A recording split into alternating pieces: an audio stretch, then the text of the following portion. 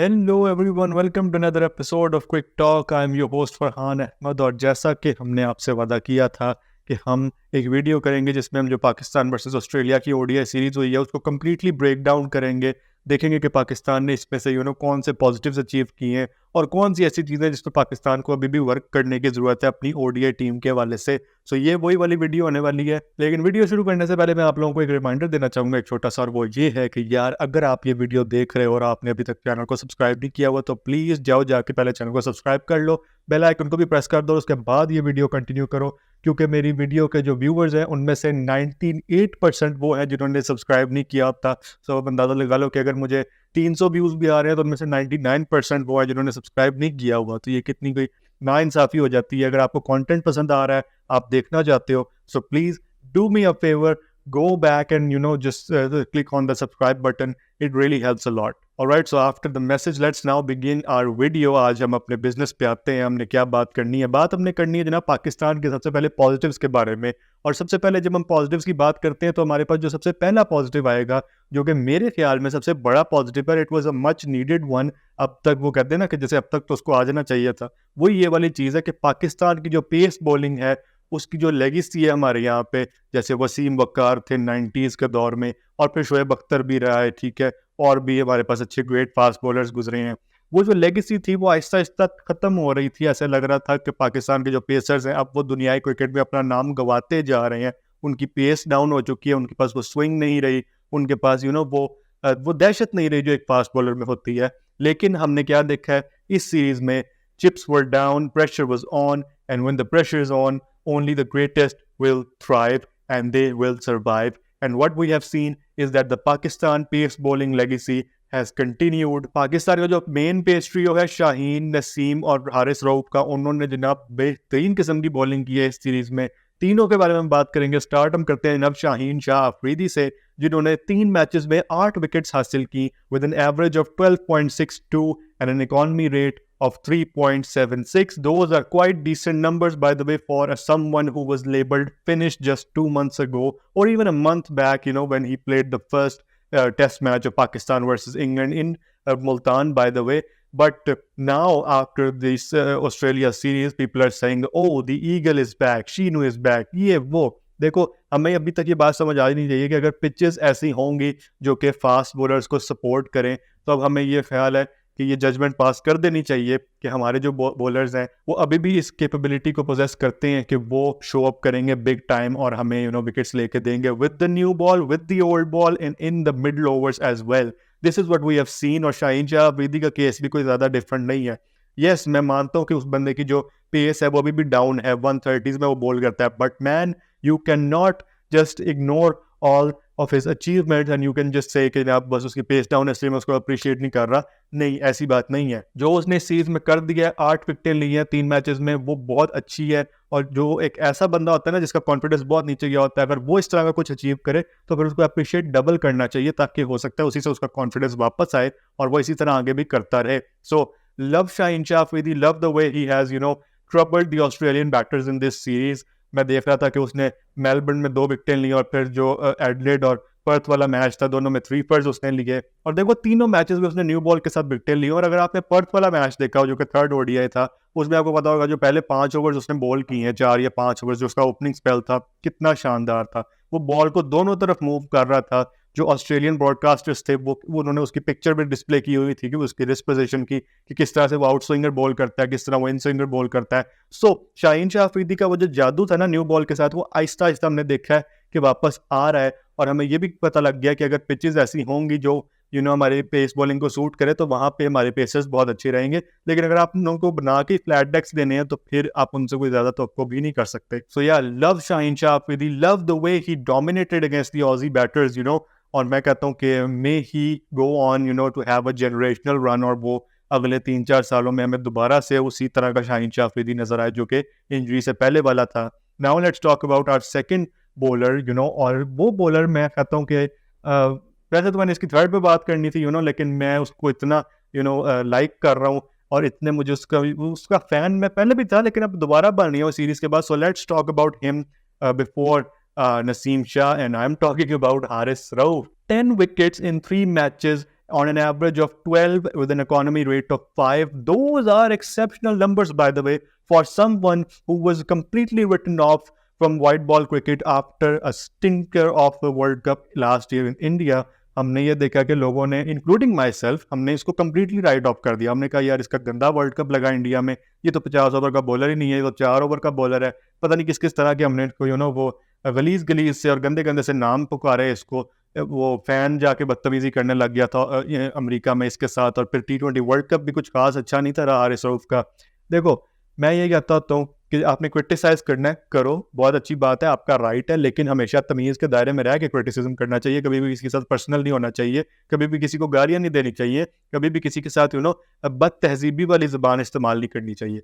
सो हारिस रऊफ पे जो लोग सिर्फ जनरल क्रिटिसिज्म कर रहे थे, I get where they were coming from. I was the same. I said जब मैंने अपनी प्लेइंग 11 बनाई थी कि यार ये बंदा मेरी टीम में नहीं आता, आप किसी एक आधे मैच में इसको देख लेना, लेकिन मैं ज़्यादातर आमिर जमाल को प्रेफर करूंगा और हसनैन को प्रेफर करूंगा as my third and fourth bowler. But then again Haris Rauf को अपॉर्चुनिटी दी गई विद अ क्लियर प्लान. उसको कैप्टन का पूरा सपोर्ट हासिल था. उसको एक बताया गया कि भाई तू पावर प्ले के बाद आएगा, तुझे ये वाली फील्ड सेट करके दी जाएगी और फिर तूने इस तरह से बॉलिंग करनी है. जब उसको आप पूरा प्लान दोगे, उसको थोड़ा सा डिक्टेट करोगे बॉलिंग में, तो फिर वो आपको ज़रूर रिजल्ट ला के देगा. ये उसने दिखा दिया आपको इस ऑस्ट्रेलिया सीरीज में कि यार हमेशा से गलती हारिस रऊफ की नहीं थी. He only needed a clear plan, a good captain, a captain who knew exactly कि हारिस रऊफ की एक्चुअल स्किल्स हैं क्या. वो मिडल ओवर्स को डोमिनेट करता है, और मिडल ओवर्स को कब डोमिनेट करेगा, जब आप उसको प्रॉपर फील्ड में बैक करोगे. So hats off to Haris Rauf जिसने इतनी ज़बरदस्त बॉलिंग की है. पहला जो मेलबर्न वाला मैच था वहाँ पे 3 विकेट निकाल गया, जो फिर दूसरा मैच हुआ एडिलेड में वहाँ पे 5 मारा, और जो तीसरा मैच हुआ वहाँ पे 2 विकेटें हासिल की. और तीनों मैचेस में उसने ग्लेन मैक्सवेल को डिसमिस किया है. ग्लेन मैक्सवेल हारिस रऊफ का कप्तान है, BBL में मेलबर्न स्टार्स में उसकी कप्तानी करता है. So it's kind of like अ बनी सिचुएशन एक्चुअली कि हारिस रऊफ ने तीनों टाइम उसको डिसमिस किया. और अभी तो मेरा ख्याल है T20 सीरीज में भी होगा मैक्सवेल. तो let's keep an eye out on that as well. Maybe he will get him 3 times again. Who knows, maybe Maxwell is going to dominate this time. I don't know, man, but this will be a very good matchup for all the future tours of Pakistan versus Australia. This will be incredible. And Haris Rauf ने जो किया है ना, मैं कहता हूँ कि ज़बरदस्त, लाजवाब. और मेरी दुआ है कि एशियन कंडीशंस में भी वो आके इसी तरह से रिस्पॉन्ड करे. और देखो मुझे लगता है वो करेगा. अगर कैप्टन उसको ऐसे ही बैक करेगा और उसको सही तरह से यूटिलाइज करेगा, तो फिर मुझे लगता है कि जरूर हारिस रऊफ रिस्पॉन्ड करेगा. आ जाते हैं जनाब फिर अपने थर्ड बॉलर पे, जो कि है Naseem Shah. 5 wickets in 3 matches on an average of 31.6 and an economy rate of 6. Now if you look at this you will say कि यार इतनी कोई जबरदस्त तो स्टार्स नहीं है. 5 विकेटें ली हैं 3 मैचेस में, ये कहा कि अच्छी बात हुई. और फिर 3 फॉर तो इसने अपने पर्थ वाले ODI, जो तीसरा ODI था, इसमें मारा. तो फिर पहले मैच में तो एक विकेट ही ली थी. लेकिन आपने ये भी देखना है कि बंदा फेजेस में अच्छी बॉलिंग कर रहा था, और जब अच्छी बॉलिंग कर रहा था तब तो कैचेस भी निकल रहे थे इसकी बॉलिंग पे. और क्या हो रहा था, कैचेस ड्रॉप हो रहे थे. ये जो कैचेस ड्रॉप होने वाली बात है ना, इस मामले में हमारी टीम में सबसे ज़्यादा बदकिस्मत नसीम शाह ही है. उसी की बॉलिंग पे हर बार कैच छूट रहा होता है. ये इंग्लैंड सीरीज जब हुई है तो पहला टेस्ट उसमें भी ऐसे ही हुआ था, पता नहीं 2 बार कैच छूटा उसकी बॉलिंग पे. फिर एक LBW भी रिवर्स हुआ था. I don't know man, everything is going on with Naseem Shah's luck. But हमने ये बात करनी है कि यार वो फेजेस में बहुत अच्छा था. और एक मैं अगर बात करूं उसका, थोड़ा सा मैं उसको आपको कहूँगा कि जिस पे उसको वर्क करने की ज़रूरत है, जो मुझे थोड़ा सा नेगेटिव एलिमेंट लगा, जो कि लॉन्ग रन में उसको नुकसान पहुंचा सकता है. एक मुझे ऐसी चीज़ फील हुई है कि शायद उसने थोड़ा सा वेट गेन किया है. वो इस तरह का नहीं था. उसकी जो फिजिक है, थोड़ा सा अगर आप उसको गौर से देखते हो, अगर आप PSL में भी देखो तो वो आपको थोड़ा सा डिफरेंट नज़र आता है. और फिर आप अगर अभी देखो ऑस्ट्रेलिया वाली सीरीज़ में, तो आपको पता लगता है कि थोड़ा सा उसने वेट गेन किया है. ये चीज़, और जो उसके फिर क्रैम्प्स के इश्यूज़ हैं, जो उसके थोड़े फिटनेस के मसाइल हैं, इस चीज़ों पे उसको वर्क करना है, फिट होना है, क्योंकि वो बहुत बड़ा एसेट है पाकिस्तान के लिए. और इस पर मेरा ख्याल है कि PCB को आना चाहिए एक्शन में, और देखना चाहिए कि यार नसीम को हम किस तरह फिट रख सकते हैं, कितने मैचेस उसको खिलाने हैं, कौन से मैचेस में रेस्ट करवाना है. ये चीज़ें बहुत ज़रूरी हैं. इसी तरह अगर आप अपने पेसर्स को रोटेट करेंगे तो फिर वो लॉन्गर रन में आपको बेहतरीन फ़ायदा दे सकते हैं. लेकिन अगर आपने उनको हर मैच खिलाए जाना है तो फिर तो काम बहुत बिगड़ जाएगा. और इसी तरह आपको अपने फिजियोस को भी एतमाद में लेना है, अपने डॉक्टर्स को भी एतमाद में लेना है. उनको बताना है यार इनके साथ काम करते रहो, अगर इनको कोई इशू होता है तो उनको डील करो ऑन द मोमेंट. ऐसा ना हो कि आपको जी इग्नोर करते जाते हैं और फिर जब बड़ी इंजरी हो जाए और फिर 2-3 साल करियर का ज़ाया हो जाए, उस वक्त आपको होश है कि यार ये तो पहले देख लेना चाहिए था। तो नसीम के हवाले से फिटनेस बहुत ज़रूरी है। ओवरऑल अगर हम उसकी बॉलिंग की बात कर रहे हैं तो जिस तरह मैंने पहले भी कहा, वो अच्छी बॉलिंग कर रहा था, मेलबर्न में भी अच्छी बॉलिंग की है। न्यू बॉल के साथ जो उसका ट्रेट है कि वो अच्छी बॉलिंग करता है, वो तो उसने की ही की है। पर्थ में तो हमने देखा कि ओल्ड बॉल के साथ भी वो काफ़ी अच्छा लग रहा था। सो नसीम शाह वाज डिसेंट, ठीक है, मैं उसको एक पासिंग रेट दूंगा बहुत अच्छे तरीके से। मैं कहूँगा कि यार 7 नंबर्स में उसको देता हूँ। 7 शायद मैंने थोड़ी सी बायस उस अप्रोच पे आके कह दिया, वैसे 6 बनते हैं शायद, लेकिन मैं 7 ही दूंगा क्योंकि मुझे नसीम शाह पसंद है। मेन अपने पेस ट्रियो की बात करने के बाद हम बात करते हैं जनाब एक ऑनरेबल मेंशन की। ऑनरेबल मेंशन में किसको करना चाहूँगा, वो करना चाहूँगा मैं मोहम्मद हसनैन को। देखो मोहम्मद हसनैन ने 3 विकेट लिया तीनों मैचेस में। ऑन पेपर आप यही कहते हो कि यार 1 विकेट पर game, this is not good, लेकिन अगर आप उन विकेट्स की टाइमिंग देखो तो आपको बहुत अच्छी लगेगी वो विकेट्स, क्योंकि स्पेशली अगर आप देखो सेकंड ओडीआई में Australia were down and out except 1 man जो कि वहां पे था, और हमें यही डर लग रहा था कि अगर ये बंदा बड़ी इनिंग्स खेल गया तो पाकिस्तान के लिए चेज करना मुश्किल हो जाएगा, बड़ा स्कोर लग जाएगा बोर्ड पे। और वो कौन था? That was Steve Smith. He was already on 35 when Mohammad Hasnain dismissed him. और फिर अगर आप ये तीसरे मैच में देखो, ये जो पर्थ में हुआ था, तो उसमें मोहम्मद हसनैन ने मार्कस स्टोइनिस को आउट किया, जो कि अगेन बड़ी टाइमली विकेट थी। अगर वो बंदा फायर कर जाता तो फिर मुश्किलात होनी थी पाकिस्तान के लिए। सो मोहम्मद हसनैन को मैं यही कहूँगा कि अच्छी बॉलिंग है इस बंदे के भी, रन्स कुछ पड़ जाते हैं इसको, लेकिन रिकवर कर जाता है, अच्छी बॉलिंग करवा लेता है। शुरू में अगर थोड़े से रन्स खा भी लेता है, पेस अच्छी है, शुरू में आता है तो 130s में होता है, लेकिन जैसे जैसे 3-4 ओवर कर देता है 140s में चला जाता है। So I would like to see Hasnain get a proper run. मुझे लगता है कि अगर इसको आप सारे मैचेस खिलाओगे, आगे जितने भी टूर्स आ रहे हैं, ये आपका एक अच्छा बेंच बॉलर तैयार हो सकता है कि अगर आपको खुदा न खास्ता going into the champions Trophy आपका कोई मेन बॉलर खुदा न खास्ता इंजर्ड हो जाता है, तो आप एकदम से हसनैन को ला सकते हो टीम में। और वो ऐसा नहीं होगा कि आपने एकदम से किसी को डेब्यू करवा दिया या किसी को बड़े स्टेज पे मौका दे दिया, आपने उसको पीछे पूरा एक चांस दिया होगा, आपको पता होगा ये इसके स्किल सेट किया है, ये किस केपेबल है,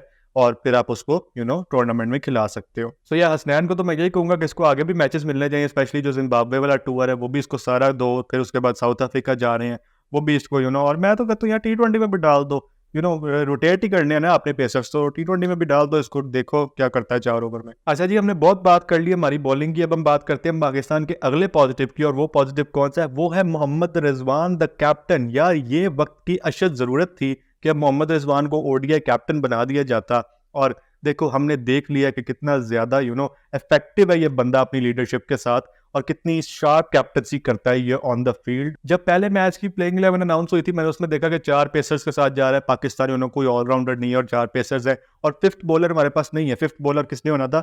आगा सलमान, साइम अयूब और कामरान गुलाम ने मिलकर 10 ओवर निकलवाने थे। कॉमन मसला यही था उस प्लेइंग 11 के साथ कि यार ये बहुत ही एक बड़ा गैम्बल है, अगर आपके 4 पेसर्स ऑल आउट नहीं कर पाते तो फिर 5वें ओवर जो 5वां बॉलर आएगा वो उसके ओवर्स में ऑस्ट्रेलिया बहुत ज्यादा मार्क लगा देगी पाकिस्तान को, ये तो बड़ा नुकसान हो जाएगा। लेकिन क्या हुआ, तीनों मैचेस में हमारी तो सेम प्लेइंग 11 रही, और मोहम्मद रिजवान ने अपने 4 पेसर्स को जिस तरह यूटिलाइज किया, उसने ये दिखाया कि भाई मुझे 5वें बॉलर की जरूरत ही नहीं है, मैं 5वें बॉलर के आने से पहले ही ऑस्ट्रेलिया को कंप्लीटली फड़का दूंगा। सिर्फ जो सेकंड ओडीआई था उसमें ऐसा हुआ था कि साइम अयूब ने 3 ओवर बॉल किए थे, उसके अलावा दोनों मैचेस में फर्स्ट में और थर्ड में किसी फर्स्ट बॉलर ने बॉलिंग नहीं की, सिर्फ पेसर्स ही बॉलिंग करते रहे। मोहम्मद रिजवान एक अटैकिंग कैप्टन साबित हुआ है, उसने ये देखा है कि अगर पहले 4-5 ओवर्स में विकेटें मिल रही हैं तो फिर उसने ये नहीं किया कि जी अब स्पिनर्स लगा देता हूँ और प्रेशर बिल्ड होने देता हूँ, थोड़ा सा ईजी होने देता हूँ, नहीं, वो अटैक पे रहता था, वो अपने पेसर्स को लगाए रखता था कि नहीं मुझे विकेटें चाहिए, इधर ही मैंने किल के लिए जाना है, and that's a huge positive for Pakistan. इसके अलावा अगर आप उसके कीपिंग की बात करो तो यार कीपिंग में तो फिर मैं कितनी दफा कह चुका हूँ कि मोहम्मद रिजवान शायद आर्ग्यूबली दुनिया का बेस्ट विकेट कीपर है।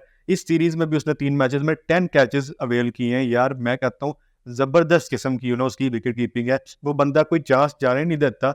बहुत रेयरिटी है कि अगर उसके हाथ से कोई कैच ड्रॉप हो जाए, नहीं तो मैंने यही देखा है कि स्टंपिंग का मौका वो कर देता है, कैच आ रहा हो जितना मर्जी ऊपर इधर उधर हो वो लपक के कैच पकड़ लेता है। There is a reason why he is called the superman. ऊपर से अगर आप उसकी बैटिंग देखो तो यार बैटिंग में भी डिसेंट ही था, मतलब पहले मैच में 44 रन थे, जो जिस पे थोड़ा सा आर्ग्यू किया जा सकता है कि वो काफी एक कैचअप नॉक वो खेल रहा था और काफी स्लो बैटिंग कर रहा था, लेकिन still he was your highest run scorer in that game. और दूसरे मैच में तो उसको बैटिंग ही नहीं मिली, तीसरे मैच में उसने 30 नॉट आउट किया, और फिर जिस तरह वो छक्के मार रहा था पर्थ के ग्राउंड में, that was fabulous to see. So good on Mohammad Rizwan, attacking intent हमने देखा है मोहम्मद रिजवान की तरफ से। मेरी दुआ है कि अल्लाह करे ये ऐसे ही कंटिन्यू करता रहे और पाकिस्तान को इसकी लीडरशिप में विंस मिलते ही रहे। Alright, so enough talking about Pakistan's pace bowling attack and Mohammad Rizwan's captaincy. Now let's talk about Pakistan's another positive, which was the batting. Batting unit में कोई सबको मौका तो नहीं मिला, लेकिन जितने लोगों को मौका मिला उन्होंने फुल मेरा ख्याल है कैपिटलाइज किया उस मौके पे। और जिसमें हम सर फहरिस्त आज बात करने वाले हैं साइम अयूब की। 125 रन्स इन 3 मैचेस, और उनके इंडिविजुअल स्कोर्स जो थे हर मैच के वो थे, पहले मैच में 1 रन बनाया था जो कि डेब्यू था, उसके बाद 82 और 42 रन स्कोर किए उन्होंने सेकंड और थर्ड मैच में रिस्पेक्टिवली। आसान नहीं होता किसी भी बंदे के लिए डेब्यू करना, ठीक है, वो भी ऑस्ट्रेलिया जैसी जगह में, और फिर किसको रिप्लेस करना ओपनिंग पे, कंट्री के बेस्ट इम्पैक्ट प्लेयर और मैच विनर को। मैं बात कर रहा हूँ फखर जमान की। ऑब्वियसली साइम अयूब के पास ये सारे प्रेशर्स थे, ठीक है, ये सारे चीज़ों का बोझ लेके साइम अयूब ऑस्ट्रेलिया गया है, और उसको पता था कि यार मैं फ़खर को रिप्लेस कर रहा हूँ, मैं ऑस्ट्रेलिया में जाके खेलूंगा, मैं the best bouncy tracks in the world, ठीक है, उन पे खेलूंगा, और मैं जो पीक ऑस्ट्रेलियन बॉलिंग लाइनअप है उसको फेस करूंगा। ठीक है, पहले मैच में डेब्यू था, फेल हो गया, इट्स ओके, ऑल राइट, लेकिन आपको सीखना होता है, और जल्दी जल्दी आपको सीखना होता है। आपको ये चीज़ दिखानी होती है सेलेक्टर्स को और टीम को, कैप्टन को, कि यार अगर आपने मुझ पर ट्रस्ट शो किया है तो मैं आपको डिलीवर करके दे सकता हूँ। Saim Ayub did exactly that. पहले मैच में फेल हुआ, बहुत गंदा फेल हुआ, इनसाइड लग के स्टार्क की बॉल पे बोल्ड हो गया, लेकिन सेकंड मैच में क्या हुआ, उसी मिचेल स्टार्क को फैंटी लगाई, उसी मिचेल स्टार्क को फ्लिक्स मारी, स्क्वायर लेग पे छक्के लगाए, ड्राइव्स मारी। सो हमने ये देखा कि साइम अयूब ने बहुत अच्छा रिस्पॉन्ड किया, बहुत अच्छा कम बैक किया इस सीरीज में, और जिस स्ट्राइक रेट पे उसने वो खेला, आई थिंक मोर देन 100 उसका स्ट्राइक रेट है इस सीरीज में।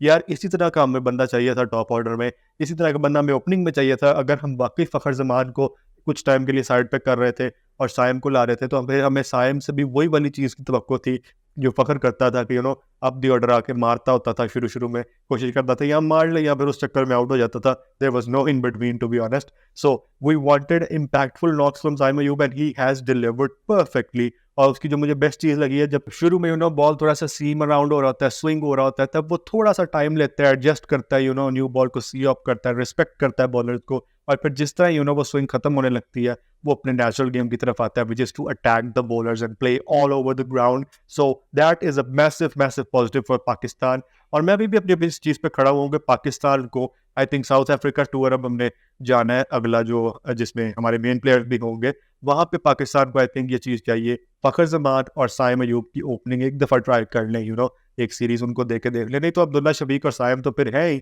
वैसे अगर आपने फखर को वो निकालना ही है, लेकिन मैं ये चाहूँगा कि फखर जमान और साइम अयूब की हम ओपनिंग देख लें 3 मैचेस की ओडीआई सीरीज में, और देख लें कि हमें पॉसिबली क्या मिल सकता है। क्योंकि मुझे लगता है अगर वो दोनों प्लेयर्स रल जाते हैं और उनके अच्छे स्टार्ट मिल जाते हैं, तो पाकिस्तान 10 ओवर्स में 80-90 रन करने की भी सलाहियत रखता है, ऐसे 2 इम्पैक्टफुल प्लेयर्स के मिल जाने से। साइम अयूब भी काफी ज्यादा बात हो गई। अब बात करते हैं हमारे दूसरे ओपनर की, जो कि थे अब्दुल्ला शफीक। इन्होंने 113 रन स्कोर किए 3 मैचेस में, और इनके जो हर मैच के रिस्पेक्टिव स्कोर्स थे, पहले मैच में ये भी फेल हुए थे, 12 रन इस बंदे ने स्कोर किए, दूसरे मैच में फिर 64 रन स्कोर किए, नॉट आउट गया बंदा, और थर्ड मैच में जो पर्थ में हुआ उसमें 37 रन स्कोर किए। So apart from the first match, his other 2 games were very nicely just like Saim Ayub. So आपको पता लगता है कि जो पहला मैच था, थोड़ा सा आई थिंक प्रेशर था, थोड़ा सा एक वो चैलेंज था, ऑस्ट्रेलियन कंडीशन में जाके थोड़ी कंडीशन असेस करनी थी। उसके बाद से बहुत अच्छा रिस्पॉन्ड किया इसने भी, और इसने दिखाया कि ये जो हम कहते हैं कि यार एक अच्छा मॉडर्न डे क्रिकेटर बन सकता है अब्दुल्ला शफीक। वाइट बॉल में भी, टेस्ट क्रिकेट में तो है ही अच्छा, थोड़ा से पैचेस आ जाते हैं उस पर बुरे, लेकिन वाइट बॉल क्रिकेट में भी ये बहुत अच्छा बन सकता है।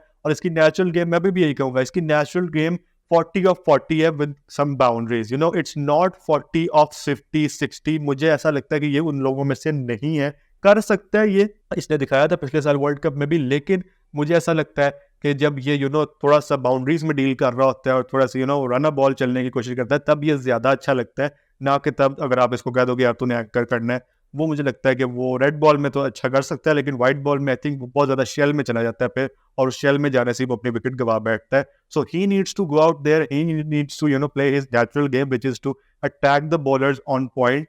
और इसकी और फिर साइम की कोऑर्डिनेशन भी काफ़ी अच्छी हो सकती है, because already they are opening in test cricket, और अब ओडीआई क्रिकेट में भी आ गए हैं। सो अगर ये इसी तरह अपनी कोऑर्डिनेशन डेवलप कर लेते हैं, अपनी कम्युनिकेशन को अच्छी कर लेते हैं, ये बहुत अच्छा आगे जा सकते हैं और बहुत अच्छा पाकिस्तान इनसे फ़ायदा हासिल कर सकता है। Although one thing which I think कि जिस पे वर्क करने की ज़रूरत है इन दोनों को, वो है इनकी स्ट्राइक रोटेशन। शुरू में जब बॉल सीम अराउंड हो रहा होता है, स्विंग अराउंड हो रहा होता है, तब मुझे लगता है कि थोड़े से डॉट बॉल्स शायद ज़्यादा खेल लेते हैं। ऑल्दो अभी सैम्पल साइज हमारे पास बहुत छोटा है, इस बात के लिए हो सकता है आगे जब हम चलें तो हमें पता लगे कि अच्छा कर लेते हैं, न्यू बॉल पे भी रन निकाल लेते हैं। लेकिन मुझे ऐसा लग रहा है थोड़ी सी अपनी स्ट्राइक रोटेशन पे वर्क करने की ज़रूरत है। वो जो होता है ना कि बस ब्लॉक की और दौड़ पड़े और फ़ौरन से सिंगल निकालिए, वो चीज़ जो बाबर और रिजवान करते होते हैं, वो चीज़ से इनको सीखना चाहिए और वो चीज़ अपनानी चाहिए आहिस्ता आहिस्ता, और सीख जाएंगे यार। अभी तो ये बेचारे यंग है, अभी इनको खिलाएंगे, अपॉर्चुनिटीज़ देंगे तो ये ज़रूर सीख जाएंगे। ओपनर्स की हमने काफ़ी ठीक ठाक बात कर ली है, तो ओपनर्स के बाद आ जाते हैं हमारे टॉप ऑर्डर के तीसरे प्लेयर पे, और वो कौन है? वो है जनाब बाबर आजम मोहतरम। देखें, अब हम बात करते हैं कि बाबर आजम की ये सीरीज़ कैसी रही। इनके भी अगर हम देखें तो 80 रन इस बंदे ने स्कोर किए हैं 3 मैचेस में। मेलबर्न वाला जो मैच था उसमें 37 रन स्कोर किए, उसके बाद एडलेड में आ गए 15 रन स्कोर किए, नॉट आउट गया, विनिंग शॉट इसने लगाई। फिर जब पर्थ में आ गए तो 28 रन स्कोर करके नॉट आउट रहा, विनिंग शॉट फिर बाबर आजम ने लगाई। देखो, काफ़ी ज़्यादा टॉक चल रही थी बाबर आजम पे कि यार बाबर आजम का करियर ख़त्म हो गया, बाबर का कोई फ्यूचर नहीं है, बाबर को निकाल देना चाहिए टीम से, कामरान गुलाम को ले आओ उसकी जगह पे, ऑल सॉर्ट ऑफ स्टफ, ठीक है, चल रही थी। और उस सिचुएशन में वो जाता है ऑस्ट्रेलिया, उसको वहाँ पे जाके अपना कम बैक करना है। पहला मैच आता है, 37 रन स्कोर करता है, बड़ा गंदा आउट हुआ है, ठीक है। मैं पहले आउट से बात चलो शुरू कर लेते हैं।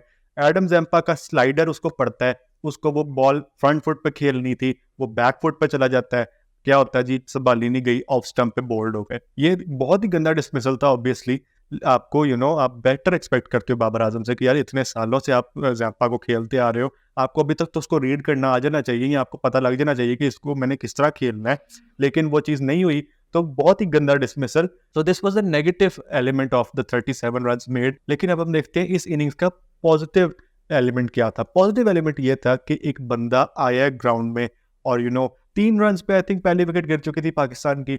अब आपने न्यू बॉल फेस करना है, वो भी किसका?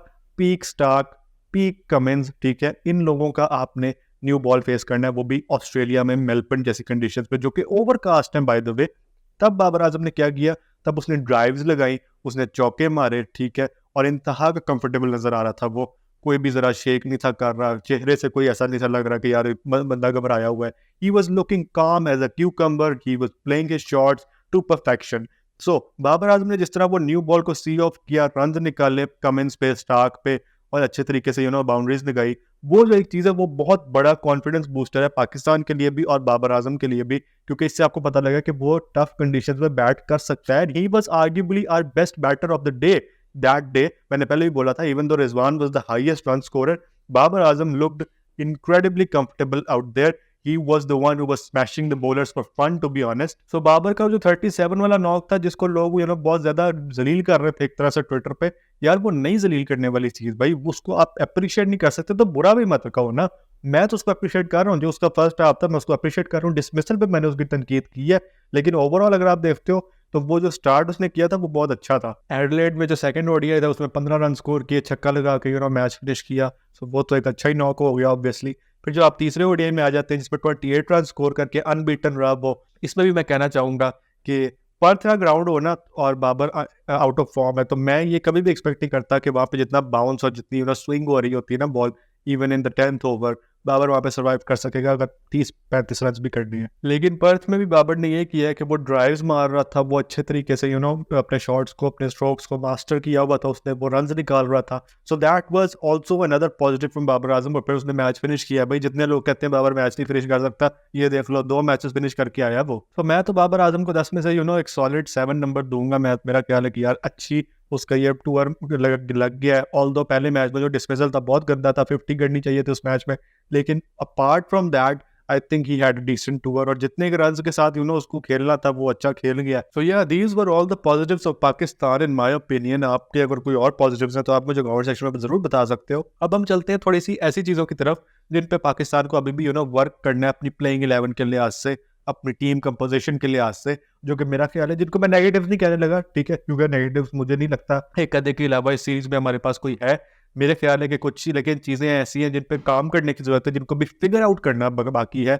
और वो कौन सी चीज़ें हैं सर फहरिस्त वो आ जाती है टीम कॉम्पोजिशन। ठीक है, हर जगह पे आप 4 फास्ट बॉलर्स नहीं खिला सकते, दिस इज अ फैक्ट। हर जगह पे हर कंडीशंस में आप 4 स्पेशलिस्ट फास्ट बॉलर्स के साथ नहीं जा सकते। अगर पेस और बाउंस कंडीशंस हैं जैसे ऑस्ट्रेलिया में होती है या साउथ अफ्रीका में होती है लेट से, फिर आप कोशिश कर सकते हो, लेकिन वहां पे भी आपको एक एक्स्ट्रा बैटर की जरूरत पड़ जाती होती है। सो आमिर जमाल को सूनर और लेटर आना पड़ेगा, डिपेंड्स ऑन कंडीशंस। अगर स्पिन फ्रेंडली कंडीशंस होंगी तो फिर तो आमिर जमाल कभी नहीं आ सकता, तब वहां पे आप एंटर करोगे अरफात मिनहास को, जो कि आपका एक प्रॉपर ऑलराउंडर हो सकता है, मिडिल ऑर्डर में आके आपको अच्छे रन करके दे सकता है और स्पिन के साथ आपके अच्छे 10 ओवर निकलवा सकता है। लेकिन आपको अपनी टीम कंपोजिशन अभी भी फिगर आउट करनी है, और मुझे लगता है कि रिजवान जो है ना वो कर लेगा टीम कंपोजिशन फिगर आउट। अभी उसके पास टाइम है, चैंपियंस ट्रॉफी में अभी जिम्बाब्वे जाना है, अभी साउथ अफ्रीका जाना है, उसके बाद ट्रायल सीरीज होनी है साउथ अफ्रीका और न्यूजीलैंड वाली जो पाकिस्तान में होनी है।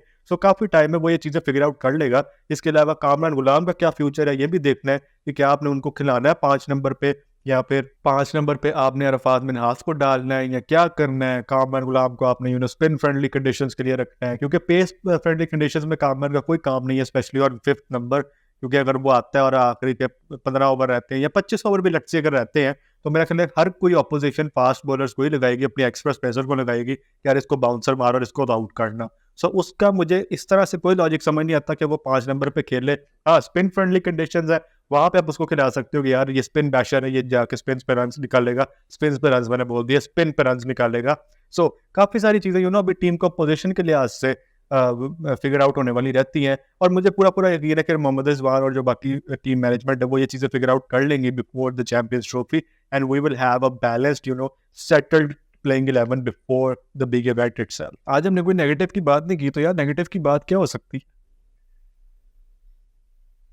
एक नेगेटिव आप काउंट कर सकते हैं हमारी बॉलिंग के एतबार से कि यार ये लोग बाउंसर्स तो मार रहे हैं, लेकिन ये यॉर्कर्स नहीं मार रहे हैं। यॉर्कर्स की आपको कभी कभी बहुत शदीद ज़रूरत पड़ जाती होती है, और परफेक्ट आपको यॉर्कर नेल करने वाला बॉलर भी चाहिए होता है। I think Haris Rauf is that bowler जो 150 प्लस की पेस पे आके एक अच्छा लेग स्टंप यॉर्कर मार सकता है। सो यॉर्कर्स की कुछ डेफिशिएंसी ज़रूर नजर आई इस सीरीज में, और ये नेगेटिव नहीं है वैसे उतना ज्यादा, क्योंकि अगर आप विकेट ले पा रहे हो अपनी लेंथ बॉल से और अपने बाउंसर से, शॉर्ट बॉल से, तो फिर आपको क्या जरूरत है यॉर्कर करने की। लेकिन फिर भी एक एलिमेंट ऑफ सरप्राइज होता है बाज़ औक़ात कि बैट्समैन शायद एक्सपेक्ट कर रहा हो कि यार पेस अप डिलीवरी आएगी, बाउंसर आएगा और आप उसको यॉर्कर मार दो। सो हारिस रऊफ की आई थिंक वो रिस्पॉन्सिबिलिटी बनती है। तो आ गया, लो जी एक नेगेटिव भी आ गया। आप सोच रहे होगे कि नेगेटिव अभी तक इसने बात नहीं की, तो ये एक नेगेटिव चीज़ थी। इस पे आई थिंक फ्यूचर में काम होता नजर आएगा, और टू बी ऑनेस्ट आना भी चाहिए। यॉर्कर एक बहुत सिग्निफिकेंट पार्ट है एक बॉलर के आर्सेनल का, तो मुझे यकीन है कि आएगा भी और आना भी चाहिए, और अगर नहीं आता तो फिर मसले हो सकते हैं, मसले मसाइल जन्म ले सकते हैं। Alright, so this was all for today's video. आप लोग मुझे कमेंट सेक्शन में बताओ कि आप लोगों को यह सीरीज कैसी लगी और एज अ होल, और आपको क्या चीज़ स्टैंड आउट की पाकिस्तान की परफॉर्मेंस के लिहाज से, क्योंकि डोमिनेट करना, ऑस्ट्रेलिया में जाकर 2-1 उनको सीरीज हराना, ये रोज रोज नहीं होता, और ये चीज़ अचीव करने के लिए थोड़ी सी लक भी आपकी साइड पर होनी चाहिए, और थोड़ा आपका जो स्किल सेट है वो बहुत ऊपर होना चाहिए। सो पाकिस्तान ने जिस तरह से डोमिनेट किया है, आप कमेंट सेक्शन में बताओ कि आपकी क्या राय है। चैनल पे नए हो तो चैनल को सब्सक्राइब कर लो, बेल आइकन भी प्रेस कर दो, क्योंकि काफ़ी सारा कंटेंट आ रहा होता है, तो फिर आपको हर वीडियो का नोटिफिकेशन मिलता रहे। सोशल मीडिया पे फॉलो मस्ट है। मैं आपसे मिलूंगा नेक्स्ट वीडियो में, तब तक के लिए अपना बहुत सारा ख्याल रखना। अल्लाह हाफिज़।